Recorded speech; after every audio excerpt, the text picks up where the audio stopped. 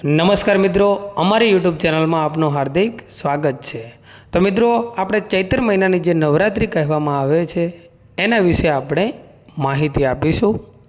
તો મિત્રો, ચૈત્ર મહિનાનું અજવાળિયું એટલે કે એકમથી ચાલુ થઈ અને છેક નેમ સુધી નવરાત્રિના દિવસો ગણવામાં આવે છે। આ ચૈત્ર મહિનાની નવરાત્રિમાં ભુવાજીઓ અને દરેક વ્યક્તિઓ જે માતાજી પ્રત્યેની શ્રદ્ધા રાખે છે, શ્રદ્ધાળુઓ નવરાત્રિ રહેતા હોય છે અને માતાજી એમની મનોકામના પૂર્ણ કરતા હોય છે। તો મિત્રો, આવનારી ચૈત્ર મહિનાની નવરાત્રિ ક્યારથી શરૂ થાય છે એની તારીખ અમે તમને જણાવીશું। તો મિત્રો, આવનારી 2025ની ચૈત્ર નવરાત્રિ 30 માર્ચેથી શરૂ થાય છે। એની સાથે જ મિત્રો, ચૈત્ર નવરાત્રિના પહેલા દિવસે ઘટના સ્થાપના થતી હોય છે।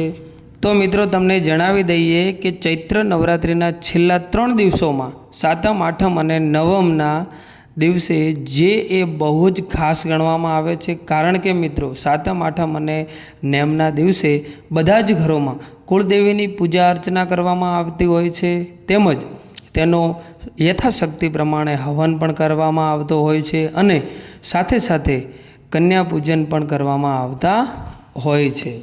મિત્રો, આ નવરાત્રિના જે 9 દિવસો જે હોય છે એ બહુ જ શુભ સંયોગવાળા હોય છે।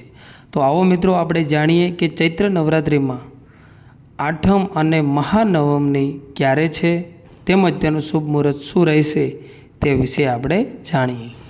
તો મિત્રો, જે ચૈત્ર નવરાત્રિ આવનારી છે તે 30 માર્ચના દિવસે રવિવારે શરૂ થઈને આવનારી 6 એપ્રિલના દિવસે રવિવારે પૂર્ણ થશે। અને મિત્રો, આવનારી ચૈત્ર નવરાત્રિની શરૂઆત અને સમાપન રવિવારના દિવસે જ થવાનું છે। તો મિત્રો, આ શુભ દિવસોમાં જો તમે માતા દુર્ગાને વિશિષ્ટ રૂપથી પૂજા અર્ચના કરો છો તો મિત્રો તમને ઉત્તમ ફળની પ્રાપ્તિ થઈ શકે છે અને તમારા ઘરમાં જે કાંઈ પણ ગરીબી તેમજ દરિદ્રતા હોય એ જડમૂળથી સમાપ્ત થઈ શકે છે। તેની સાથે જ તમારા ઘરમાં કોઈ પણ પ્રકારની સમસ્યા હોય અથવા તો જો તમારા ઘરમાં વાસ્તુ દોષ હોય, શનિ દોષ હોય, મંગળ દોષ હોય, નજર દોષ હોય તો એ બધી જ સમસ્યામાંથી તમને છુટકારો મળી જાય છે।